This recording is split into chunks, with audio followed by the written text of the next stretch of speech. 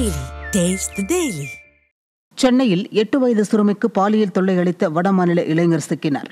சென்னையில் சில ஆண்டுகளுக்கு முன்பு ஒடிஷா மாநிலத்தை சேர்ந்த 19 வயது இளைஞர் பாலியல் தொல்லை அளித்த நிலையில் அவர் போக்சோ சட்டத்தில் சிக்கினார். இதையடுத்து இளைஞர் ஜாமீனில் வெளியே வந்த நிலையில் நீதிமன்றத்தில் ஆஜராகாமல் தலைமறைவானார். 4 ஆண்டுகளாக தேடப்பட்டு வந்த நிலையில் ஒடிஷாவில் பதுங்கியிருந்த இளைஞர் சிக்கினார். திறனற்ற திமுக ஆட்சியில் ஏவல்துறையின் மெத்தனத்தால் குற்றவாளி தப்பியோடும் அவல நிலை ஏற்பட்டுள்ளதாகவும் காவல்துறை பல ஆண்டுகளாக குற்றவாளிகளை பிடிக்க முடியாமல் திணறியதாகவும் பொதுமக்கள் குற்றம் சாட்டியுள்ளனர். தஞ்சாவூர் மாவட்டம் பாபநாசம் அருகே மன வளர்ச்சி குன்றிய 17 வயது சிறுமியை பாலியல் வன்கொடுமை செய்த சிறுவன் உள்பட 2 பேர் பிடிபட்டனர்.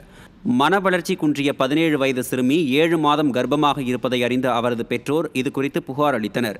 விசாரணையில் சிறுமியை அதே பகுதியைச் சேர்ந்த 17 வயது சிறுவன் ஒருவன் கடந்த 8 மாதங்களுக்கு முன்பு பாலியல் வன்கொடுமை செய்தது தெரியவந்தது.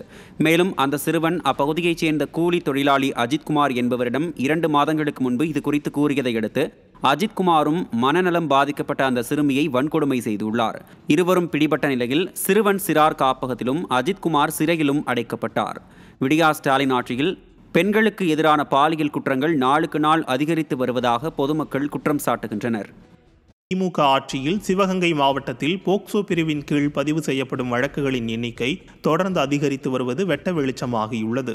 திமுக ஆட்சி அமைந்த கடந்த 4 ஆண்டுகளாக தற்போது வரை 437க்கும் மேற்பட்ட வழக்குகள் போக்சோ பிரிவின் கீழ் பதிவு செய்யப்பட்டுள்ளன. மாவட்டத்தில் உள்ள 5 மகளிர் காவல் நிலையங்களில் சிவகங்கையில் அதிக வழக்குகள் பதிவாகியுள்ளன. மேலும் இந்த ஆண்டு 82 சிறு வயது குழந்தை திருமணங்கள் நடைபெற்றுள்ளதும் 62 குழந்தை திருமணங்கள் தடுக்கப்பட்டுள்ளதும் தெரியவந்துள்ளது. தன்னை அப்பா என அனைவரும் அழைப்பதாக கூறிக்கொண்ட ஸ்டாலின் ஆட்சியில் ஆண் பெண் குழந்தைகளுக்கு எந்த விதத்திலும் பாதுகாப்பில்லை என்பது இதன் மூலம் தெளிவாக தெரிவதாக பொதுமக்கள் குற்றம் சாட்டினர்.